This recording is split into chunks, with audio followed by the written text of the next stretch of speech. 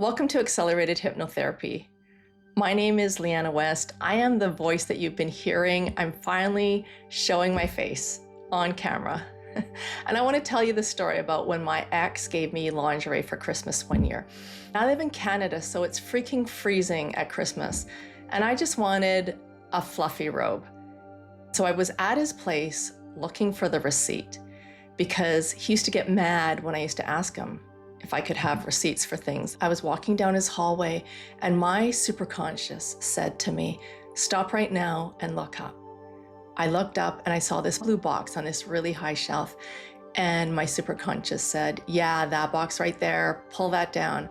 So I brought it down and it was this box full of receipts, and I saw the Victoria's Secret receipt, and my superconscious said, "Take a picture of it and then put that box back." So I did that, and later, when I was looking at the receipt, it had my pink frilly thing in my size. It had that pink frilly thing that he had given me in my size, but it also had the exact same thing in an extra small and in a large. And immediately I knew that this guy was cheating. And everything that I had asked him about, that he had gaslit me about and minimized, flashed through my mind, all these things that were sus that I had seen in the past few years. And inside of the context that he was cheating on me, I went to sleep and I had a dream that night. I dreamt that I called Victoria's Secret. So guess what I did the next day when I woke up? I called Victoria's Secret, and there were 3 different orders, 14 different items, almost $1,000 worth of lingerie.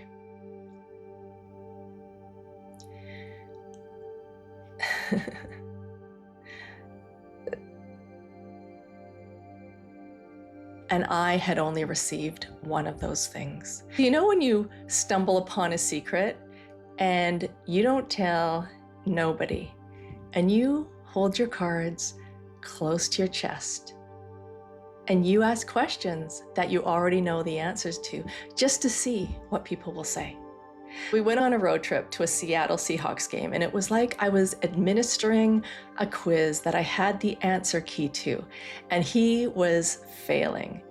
And he would do this trickle truth thing where he would tell me a little bit of the truth, but not the full truth. We were having brunch right before the game, and my superconscious said to me, "Look at his phone right now." And I looked over, and there was this selfie of a woman in a low-cut bathing suit. And I asked him who the woman was, and he said it was his mentor. Then I remembered to the beginning of that year where he had created goals in every single freaking area of his life, like hundreds of goals, except for one: relationships. And he told me that he had done that work with his mentor. We got home and I went on a hike the next day with my friend. And you know when you're in nature, sometimes you just get really clear about things, like things come to you. So I went to his house and I asked him about the lingerie, and he was lying. And I realized at that moment that he was more committed to lying and cheating than he was to me and our relationship, or whatever that was. It wasn't the relationship that I thought it was. What's the first thing you do when something like this happens? Do you go to therapy? I went to therapy 3 times a week, and I was talking about my trauma, and it was triggering. And I would feel worse. So I had to keep going several times a week, because every time I would go, I would feel worse because I was talking about my trauma. I was revivifying it. I was reinforcing it. It was making me relive this betrayal. And it was rewiring my brain. Like my brain was on fire. My body was on fire. And all the talking in the world wasn't fixing the emotions that I felt. I continued to go to therapy for months, so things started to settle down, and I started dating again because I really love being in love. And my intuition was saying, don't waste the pretty. Like, get back out there, find someone. And I went on dates, and I thought that everybody was lying to me. And all the talking in the world, all that therapy was not really able to fix the emotions.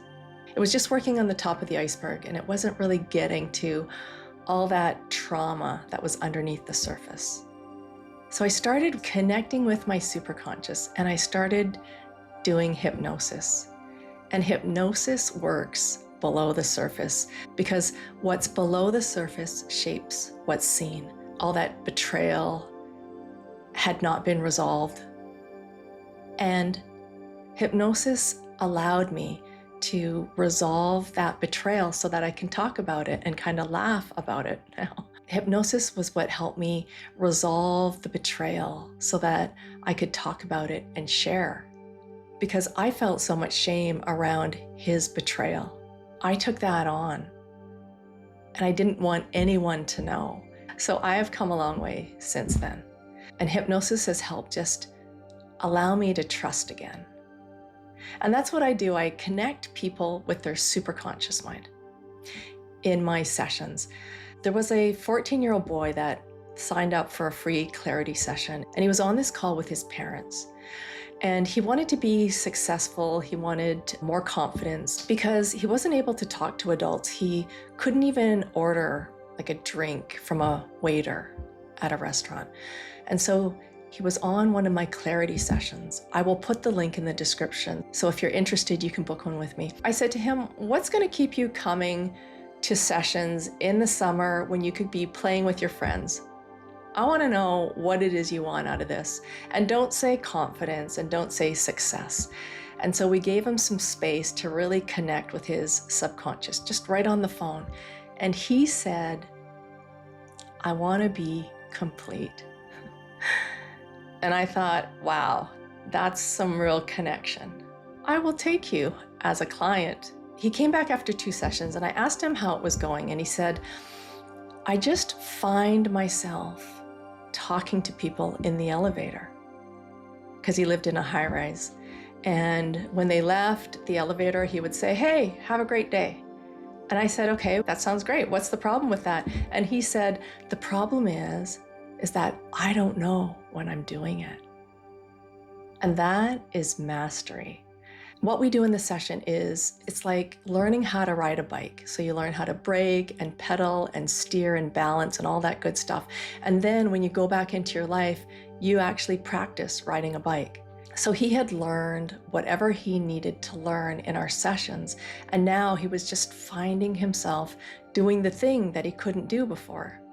And at the end of the session, I said, okay, so what's the problem now?